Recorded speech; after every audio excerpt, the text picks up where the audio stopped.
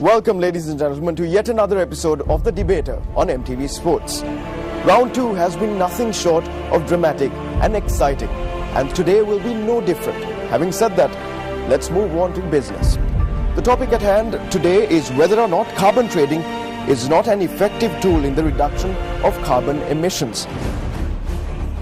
Proposing this topic today, we have Ananda College, Colombo. Hi, I'm Litmal. I'm the first speaker for Ananda College. We are definitely going to enjoy doing this. Hi, I'm Gihan. Accelerating action coming up soon. Enjoy. Hey, I'm Arshadan. We came here to put up a good show. Hey there, I'm Binur from Anand College and I'm here to put up a really good debate. Opposing the topic this evening, we have Hillwood College, Kandy. Hi, I'm Judy Anadul from Hillwood College and I'll be the first speaker.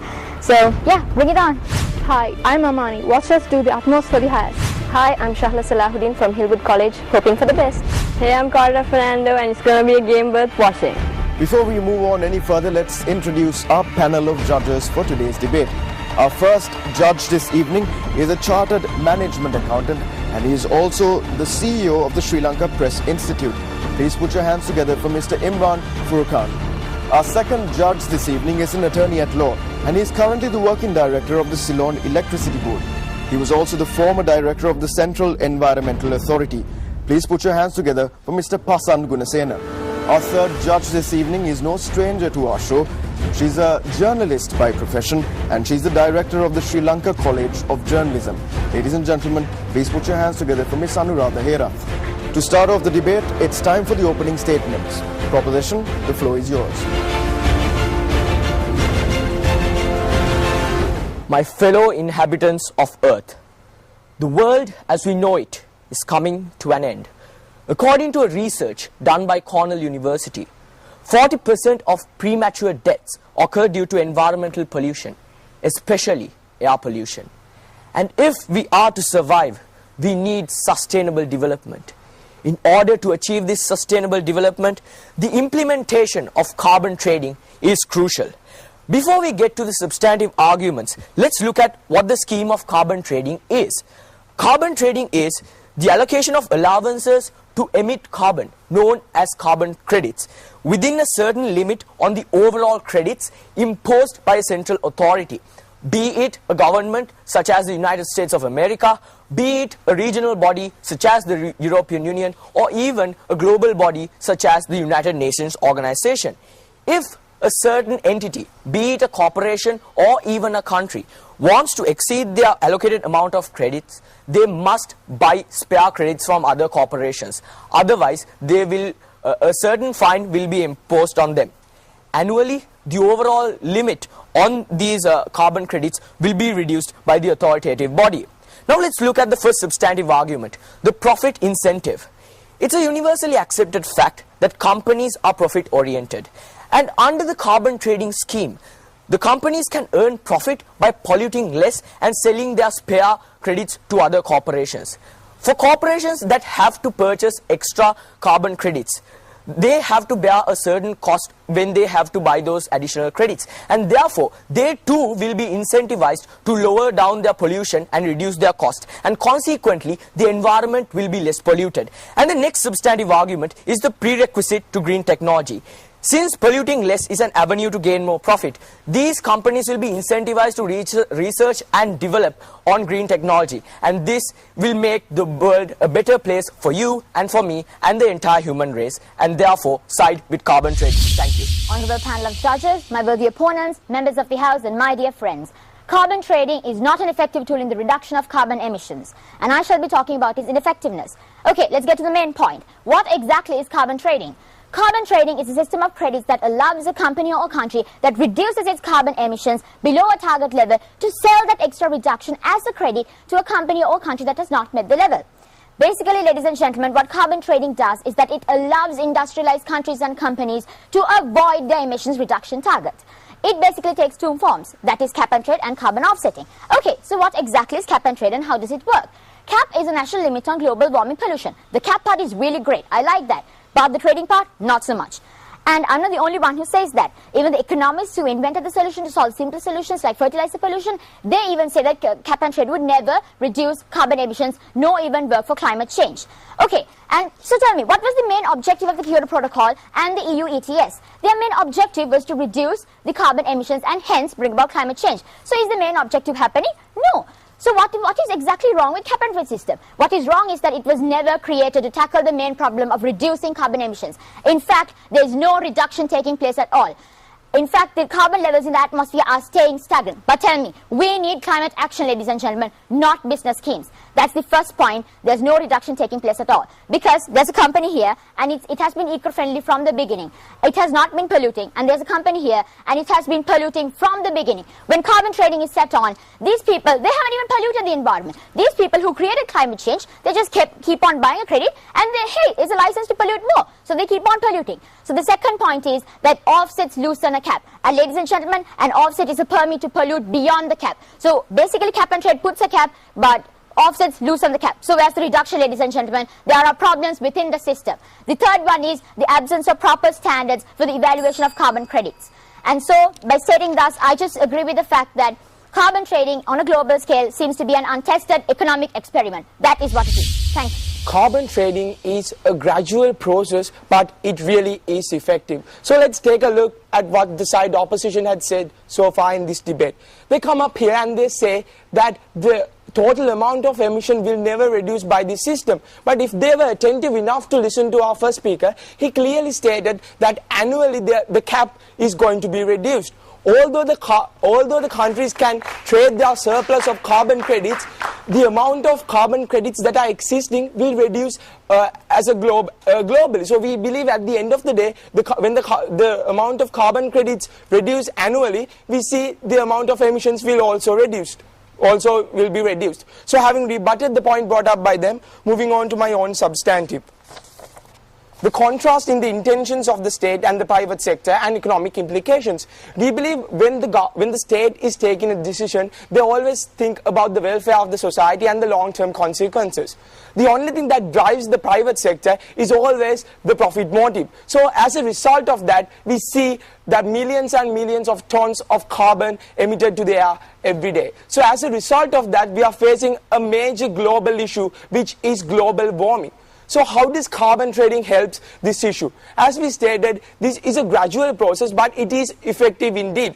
Because when we look at the statistics, the European Union implemented carbon trading, and they've been able to reduce their emissions by 17.4% up to now. And according to them, they believe by 2020, they can actually reduce the emissions up to 21%. So we believe this has been really effective, and that's why we want to advocate it globally, so the whole world will actually move on carbon trading, and it would be beneficial for all the countries. And we see it's not going to stagnate the economies of developed countries as well, because it's a gradual process. It allows them to actually adapt to this system and reduce their emissions. So at the end of the day, for the state and for all the countries, it's a win-win situation. So I urge the House to side with the proposition.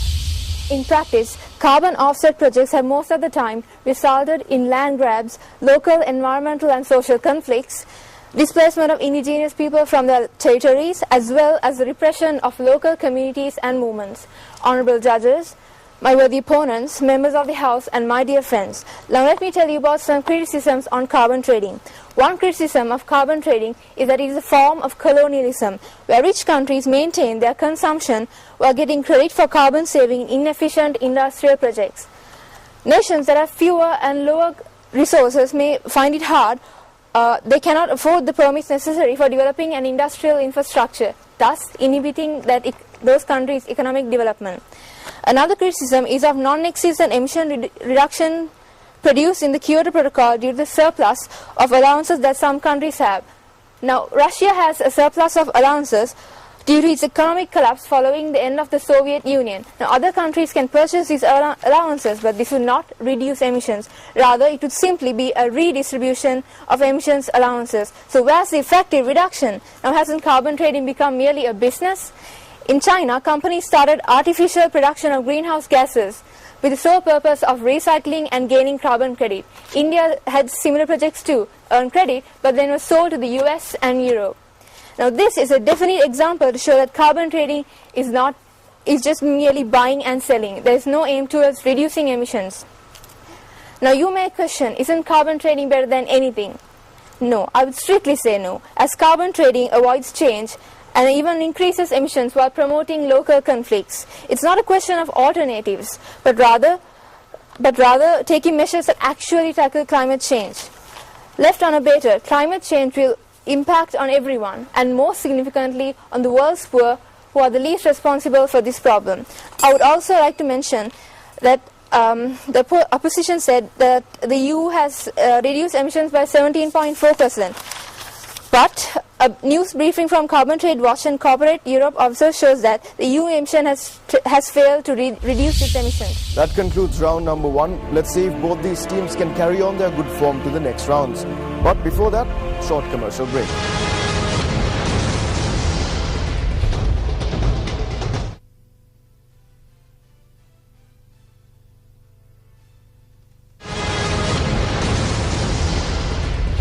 Welcome back after the break. It's time for the face-off. Proposition and the opposition, the floor is now yours.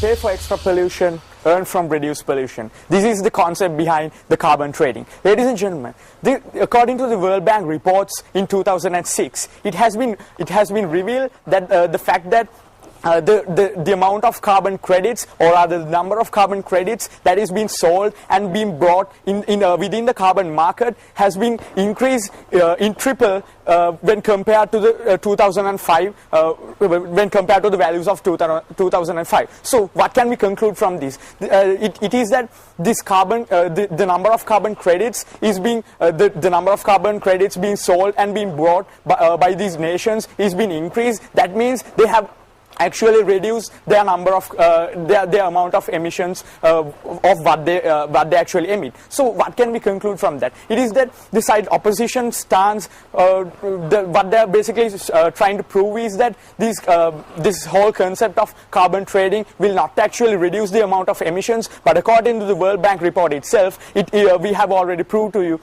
that the amount of emissions will be reduced since the number of carbon credits being sold and being bought have increased in massive scale. And also, when we talk about the developing countries, ladies and gentlemen, it is this whole concept of carbon trading is basically very important for them, because they can actually earn foreign exchange for the fact that when they can actually sell their excess amount of credit simply because their amount of emission is less compared to the developed nations, they can actually sell these credits to the developed nations and actually receive and actually earn the foreign exchange. So this is very beneficial for the developing countries. And also, when we talk about the issue of the world that we are facing here today, according to researchers, it has been revealed that if we actually want to survive on our Earth by the year of 2050, we have to actually reduce the amount of carbon emissions by 80%. This is a very big amount, ladies and gentlemen. So we need to take in all the necessary solutions what we can actually use to reduce the amount of carbon emissions. And also, when we talk about the companies, they are actually profit oriented. So if they can actually gain some profits by actually reducing their amount of credits and actually selling those credits to other companies, they can actually gain profit on one hand. And since when they implement in this motion, they have to actually research on technologies like green technologies where carbon emissions are less. So that will benefit the Earth, that will benefit the people on Earth by the time gradually, as mentioned by my second speaker, and that will give one of the best solutions for this problem.